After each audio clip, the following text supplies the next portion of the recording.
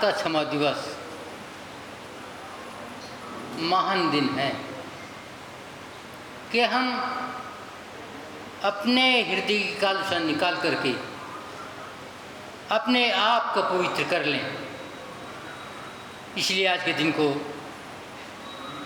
वित्र महर्षि दिवस भी कहा जाता है।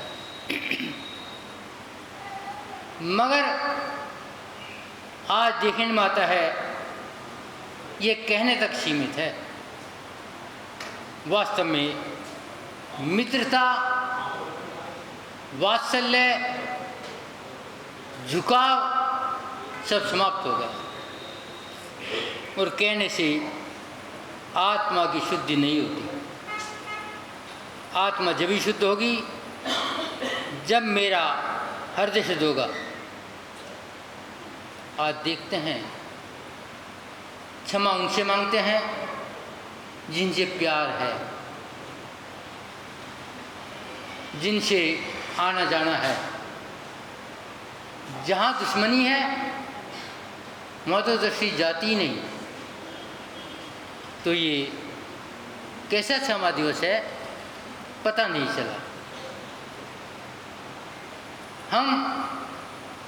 मेरा ही भाई रोटी के अभाव में भूखा बैठा है और मैं आगे 2 लाख 5 लाख की बोली ले रहा हूँ। क्या यही वात्सल्य दिवस है? इसे ही प्रेम कहते हैं।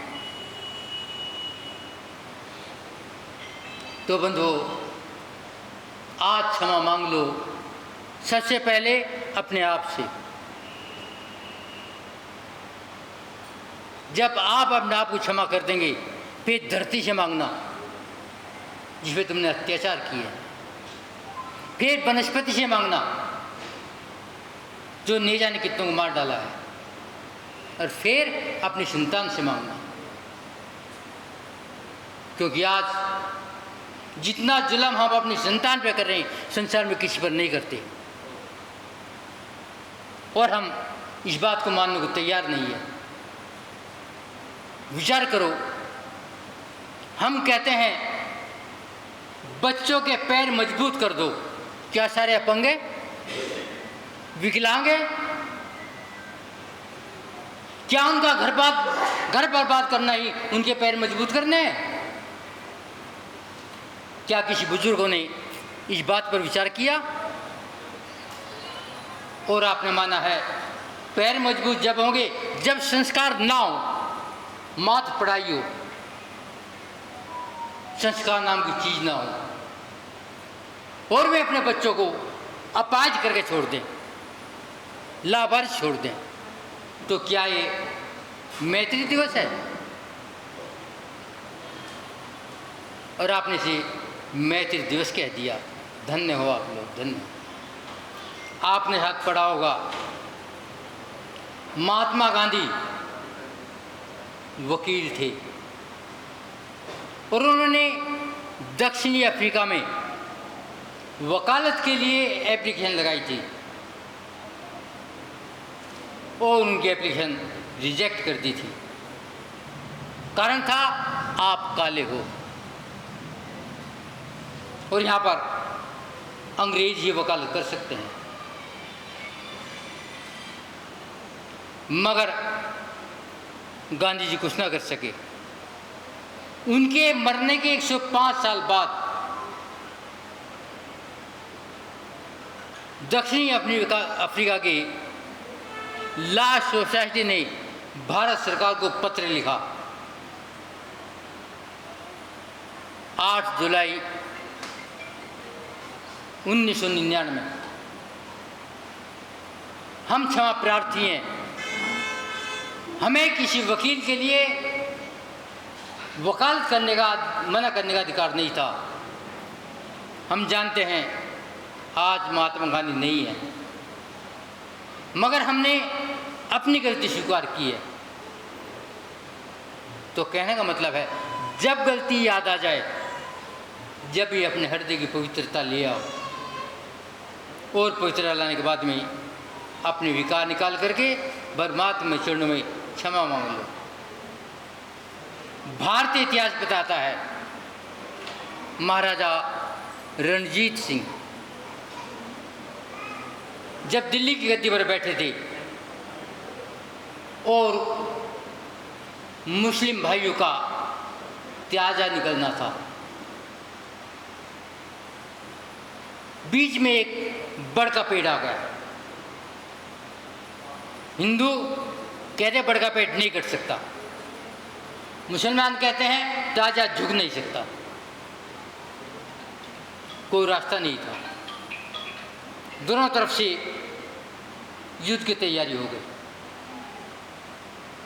महाराणा रणजीत सिंह को पता चला, तुरंत उसी स्थिति को देखने के लिए उसी स्थान पर आ गए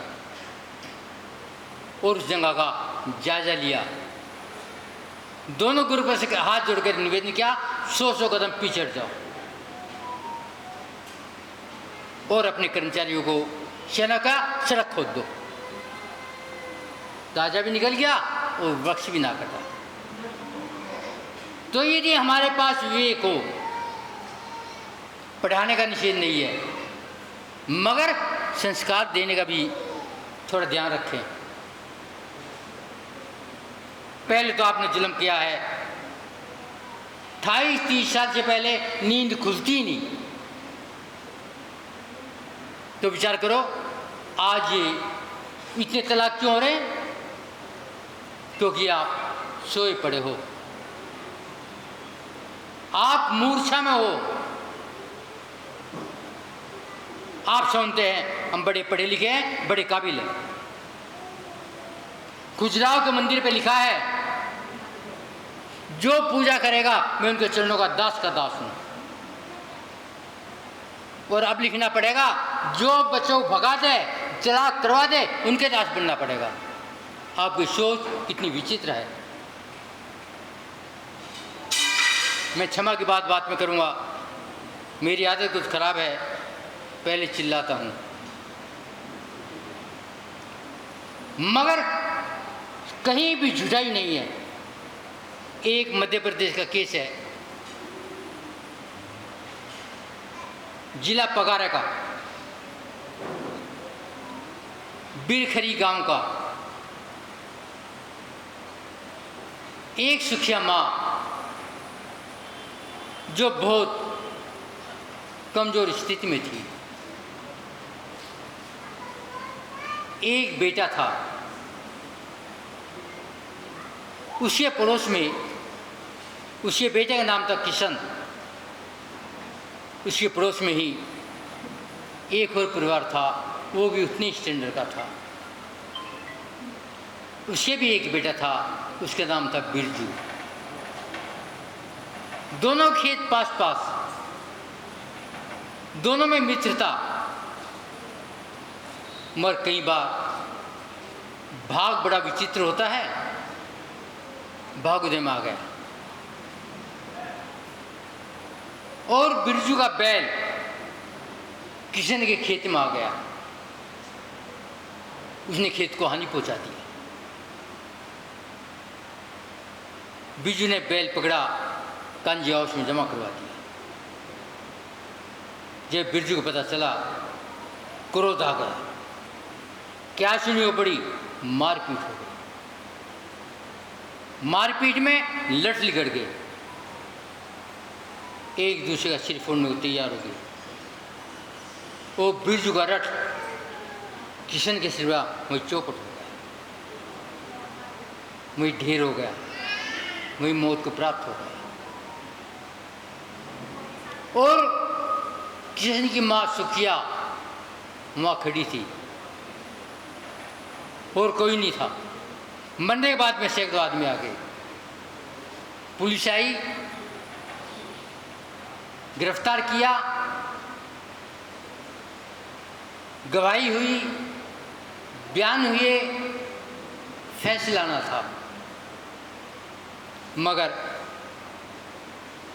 बिरजू की माँ इकली थी, घर में कोई नहीं था। किशन की माँ भी इकली थी, कोई नहीं था। परिवार में माँ बेटे 2 ही मेंबर थे। पूरी रात बिखरती रही, अब मेरे जीवन का क्या हो। ये आवाज़ सुखिया ने भी सुनी और विचार करती है, अब मेरा बेटा तो आने वाला है नहीं, यदि इसका बेटा भी मर गया या आजीवन सजा हो गई तो मुझे क्या मिला, और ये भी मित्रे दुखी हो जाएगी। अगले दिन कोर्ट में गई, तारीख थी। मजिस्ट्रेट ने पूछा, माँ कुछ सफाई में कहना है? हाँ कहना है। अब मैंने जब क्या गवाही दी थी मुझे पता नहीं था कि मेरे होश हवास खोए हुए थे, बेटे का गम था।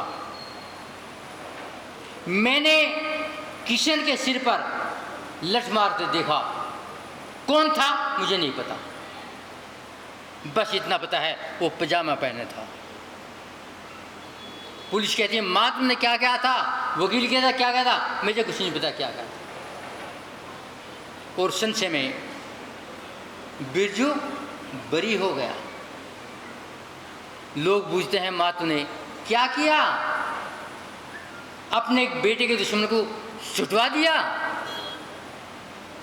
माँ कहती है, मेरा बेटा तो आएगा नहीं, वास्तव में इसे क्षमा कहते हैं। और वो बेटा कहता है, जो छूट का आया, अब माँ मैं तुम्हारे पास रहूँगी। बेटा मेरा जीवन निकल जाए, अपनी माँ को देख ले।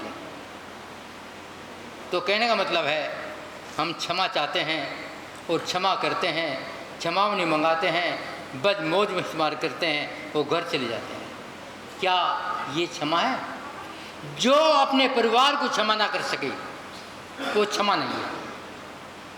जो अपनी संतान का उद्धार ना कर सके वो क्षमा नहीं है। जो अपने माँ बाप को भोजन ना दे सके क्षमा नहीं है। जो अपने भूखे भाइयों को रोटी ना दे सके वो क्षमा नहीं है। तो हमें ध्यान रखना चाहिए कि हमारा साधर्मी भाई यदि दुखी है तुम्हारी क्षमा बेकार है। हमारी संतान दुखी है तो हमारी क्षमा बेकार है। लगता है आगे जैन धर्म बिल्कुल लाइन खिंच जाएगी, एक जैनी धरती पर दिखाई देगा जो आपकी स्पीड चल रही है। बेटा बेटी 30 साल में शादी करेंगे, माँ बाप फास्ट फूड खाएंगे और बच्चे को होते ही हॉस्टल में, ना माँ बाप को देखा ना माँ अपने बच्चे को देखा। क्या होगा उसे पता ही नहीं मैं किसकी संतान हूँ।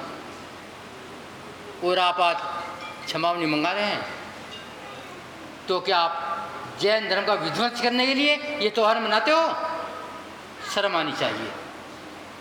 और आगे ध्यान रखना चाहिए कि हम ऐसे पैर खड़े नहीं करेंगे जो हम ही अपंग हो जाए।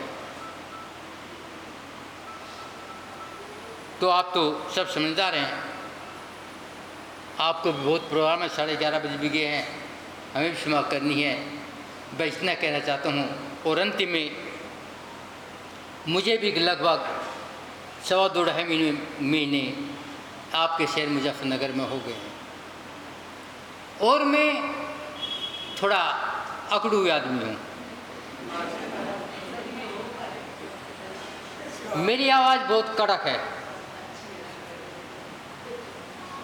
और मैं जो कहना होता हूँ कह के मानता हूँ और कह ही देता हूँ, किसको अच्छे लगे बुरी लगे।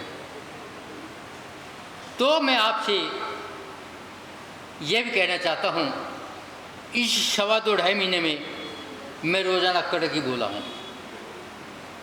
और आज क्षमावनी का पर्व है। मैंने तो जान के ही गलत बोली है, अनजाने की बात तो बाद में होगी, 4 महीने बाद देख लेंगे। आज तो मैं जो जान के बोला है उसी लिए कहता हूँ, आप मेरी भाषा पर मत जाना। और यदि हो सके तो मेरी 2 आँख आप सबको देखती हैं और आपकी 2 आँख मुझे एक लोग देखती हैं। यदि मेरी मन से, वचन से, काया से मेरी चिड़िया में मेरे बोलने में आगम के विरोध कुछ कमी देखी हो, वैसे कमी कोई मानता ही नहीं, खाली आगम की बात लेता हूँ। यदि आगम के खिलाफ मेरी चर्या हो तो मेरे उत्थान के लिए मुझे इकले में बता देना, जिससे मैं वो कमी निकाल करके अपने आप को अपने सही मार्ग पर पहुँचा करके मोक्ष मार्ग बन सकूँ। ओम शांति।